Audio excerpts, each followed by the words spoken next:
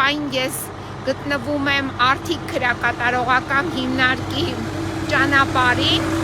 Այստեղ է գտնվում Արդիկ քրակատարողական հիմնարկը։ Գյումրիի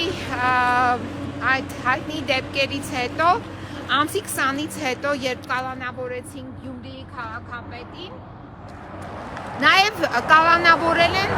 ևս 23 անձ, այսինքն այս պայծրությամբ գիտենք, որ այդ օրերին ևս 23 անձ կալանավորվել է, ովքեր որ պահվում են այստեղ Արդիկ քրակատարողական հիմնարկում, նրանցից խաղաղ այդ ցույցի մասնակիցներից ամենաերիտասարդը 18 տարեկան է, իսկ ամենատարեցը չկարողացա դեռ պարզել,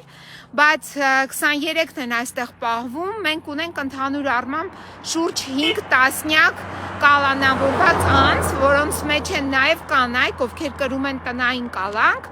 եւ այս պահին ես եկել էի, որպեսզի այստեղ այցելեի Տիգրան Ավագյանին, պարզվեց քննիչը դեռ որոշումը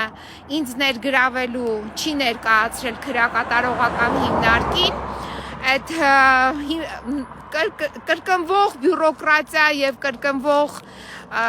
անպատասխանատվություն է այստեղ նույնպես տեղի ունենում,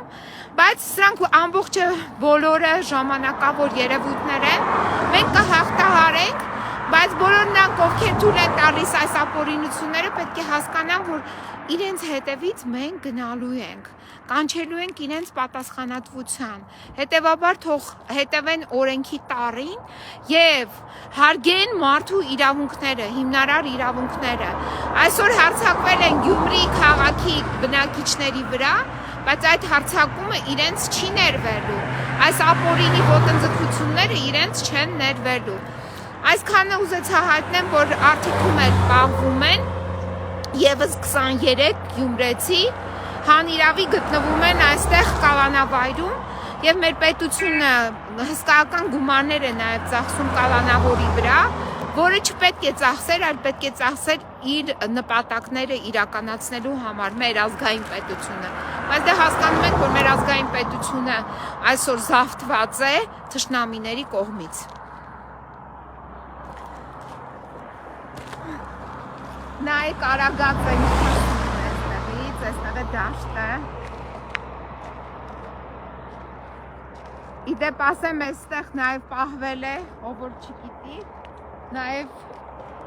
Նիկոլը, լավ են պահել իրեն, այստեղից լավ պատրաստված դուրս է եկել։